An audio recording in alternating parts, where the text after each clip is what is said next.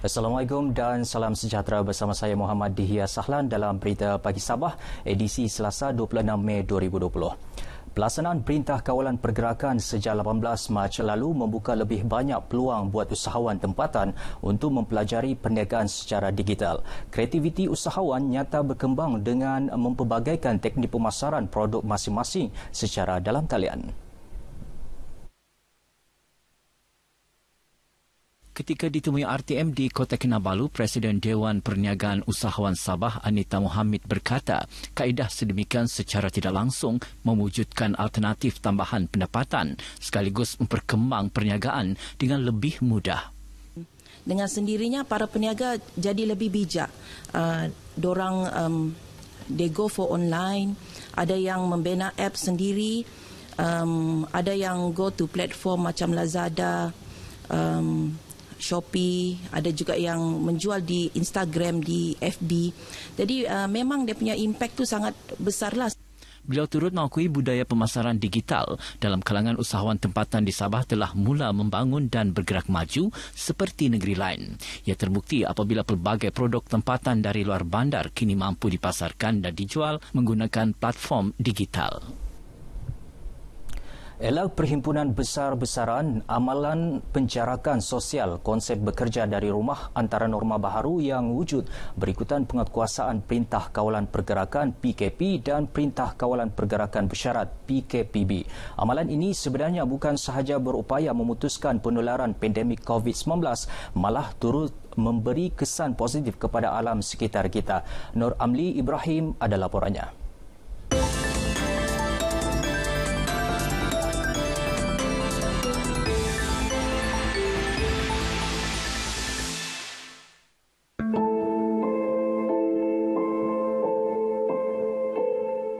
Sepanjang pelaksanaan PKP, kebanyakan aktiviti manusia dan industri juga terbatas.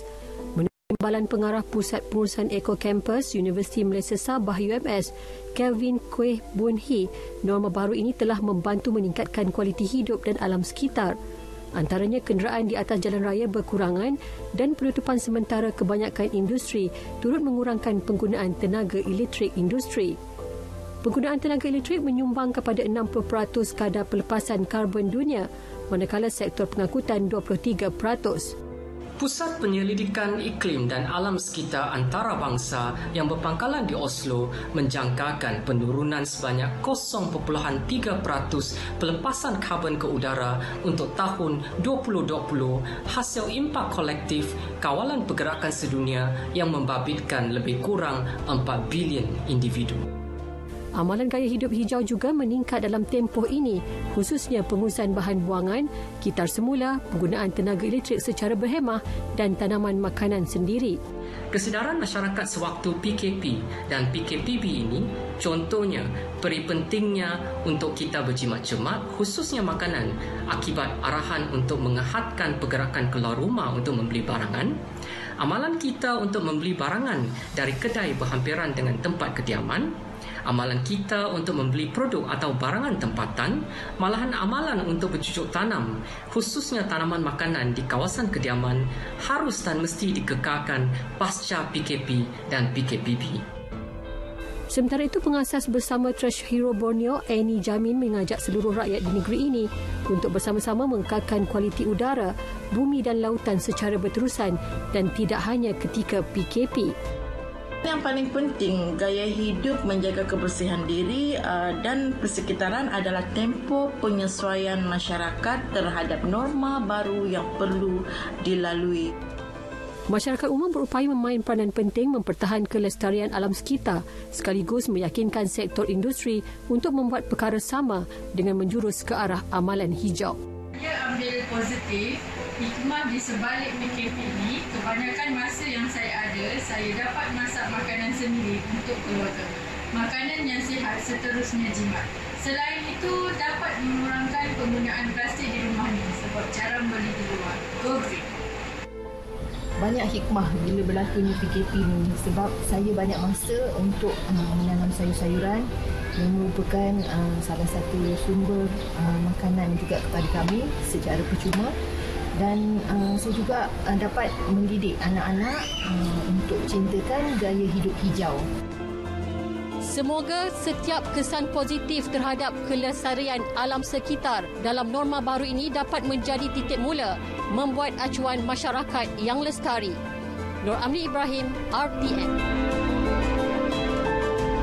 Petugas Barisan Hadapan Keselamatan terus menggalas amanah dan tugasan menjelang sambutan Hari Raya Aidilfitri.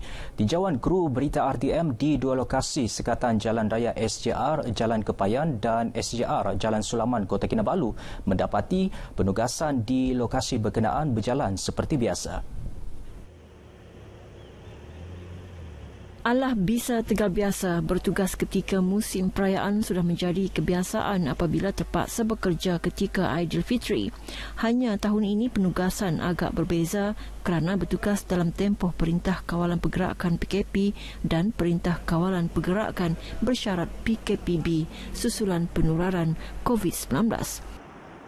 Jadi sepanjang pemeriksaan kami ada melihat ada satu keluarga dalam kenderaan dan kami periksa didapati kebanyakannya mematuhi syarat SOP PKPB kita ni lah, iaitu tidak melebihi 4 orang daripada satu buah kenderaan. Memang pada tahun-tahun sebelum ni pun pernah bertugas, tapi tahun ni Hari Raya disambut dengan kelainan lah dari sebelum ini, yang mana kita tidak boleh mengunjungi keluarga, sanak saudara lebih daripada 20 orang. Dan saya rasa tahun ini memang Hari Raya disambut dengan kelainan lah. Perasaan saya amat sedih, tapi kerana bertugas saya sanggup bertugas di sini ya. Untuk makluman, penugasan dalam masa 2 hari agak berjalan dengan lancar lah. Hari Raya yang pada tahun ini agak berlainan sedikit lah. Jadi agak kenderaan pun agak kurang lah. Tabik kepada petugas Barisan Hadapan ini kerana pengorbanan mereka membolehkan rakyat bergembira meraihkan Aidilfitri dalam suasana aman meskipun negara kini berhadapan pandemik COVID-19. Kami dari tim Charlie SJR 1 ingin mengucapkan Selamat Hari Raya Aidilfitri. Maaf zahir dan batin. Kami dari tim Bravo ingin mengucapkan Selamat Hari Raya Aidilfitri. Maaf zahir dan batin. Warga perantau menyediakan juadah lemang kepada warga kerja unit gastroenterologi Hospital Queen Elizabeth QEH Kota Kinabalu sebagai sokongan kepada petugas Barisan Hadapan itu dalam memerangi COVID-19. Juadah itu juga diharap dapat mengubat rindu dan membolehkan mereka merasai suasana Hari Raya Aidilfitri.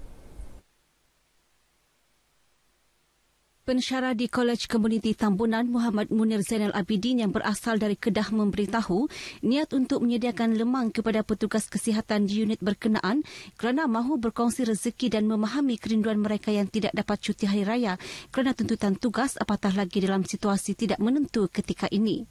Idea ni sebenarnya lahir daripada abang ipar saya yang dia untuk membuat lemang ni lah daripada dia lah. Tapi kebetulan kami membuat banyak, jadi tercetuslah idea untuk berkongsi.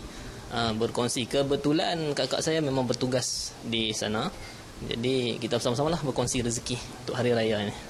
Kita tahu frontliner tu dia pun beraya juga, tapi atas tanggungjawab dan tugas terpaksa buat tugas masing-masing lah kan. So why not kita gembirakan mereka dengan bagi sumbangan sedikit makanan lah kepada mereka. Dua bersaudara ini berpendapat pengorbanan petugas Barisan Hadapan wajar dihargai kerana mereka berkorban demi memastikan negara bebas COVID-19 selain berharap masyarakat memainkan peranan bersama dengan mengamalkan norma baharu dalam kehidupan. Pelaksanaan Perintah Kawalan Pergerakan PKP sehinggalah PKP bersyarat bukan penghalang untuk mencari rezeki sepanjang bulan Ramadan lalu dan Syawal ini. Ini dibuktikan pengusaha gerai lemang pandu lalu Abdul Kahar Bujang yang menjual lemang secara pandu lalu atau menggunakan bayar waktu terima COD. Menurut Abdul Kahar, ketika ditemui RTM di Kota Kinabalu, berbeza dengan tahun-tahun sebelumnya, tahun ini pelanggan lebih gemar menempah lemang secara pandu lalu atau COD disebabkan pergerakan terhad. Malah katanya penjualan lemang sepanjang bulan Ramadan lalu meningkat berbanding tahun sebelumnya. Average sale setiap hari dalam 3,500 saya punya jualan. Saya akan bakar setiap hari dalam 200 batang lah. Saya berharap untuk raya tahun ni kita dapat buat jualan dalam 70,000 sel dan dapat jual dalam 6 ke 7,000 batang untuk sampai hari raya seminggu. Menurut Abdul Kahar, orang ramai menyambut baik kaedah penjualan secara pandu lalu kerana menyedari betapa pentingnya amalan penjarakan sosial bagi mengelak penularan wabak COVID-19. Persatuan Bola Sepak Sabah SAFA mengumumkan tiada pertandingan bola sepak Piala Presiden dan Belia diadakan tahun ini berikutan penularan COVID-19. Keputusan tersebut arahan daripada Persatuan Bola Sepak Malaysia FAM. Presiden SAFA Datuk Peter Anthony berkata penangguhan perlawanan itu bagi membendung jangkitan COVID-19 selain menjaga keselamatan dan kesihatan para pemain. Beliau bagaimanapun berkata pemain masih berpeluang menyertai kejohanan berkenaan tahun depan sekiranya berminat. Beliau berkata demikian di Kota Kinabalu. Mengulas status jawatan pengarah Jabatan Air Negeri Sabah, Datuk Peter yang juga Menteri Pembangunan Infrastruktur berkata pengarah baharu jabatan berkenaan akan diumum minggu depan.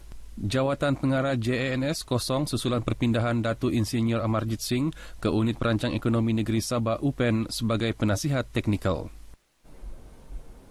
Sekian berita pagi Sabah. Teruskan menonton RTM, jenama media paling dipercayai di Malaysia. Saudara, budayakan norma baharu, jaga diri, patuhi arahan pihak berkuasa. Saya Muhammad Dihya Sahlan. Assalamualaikum dan salam sejahtera.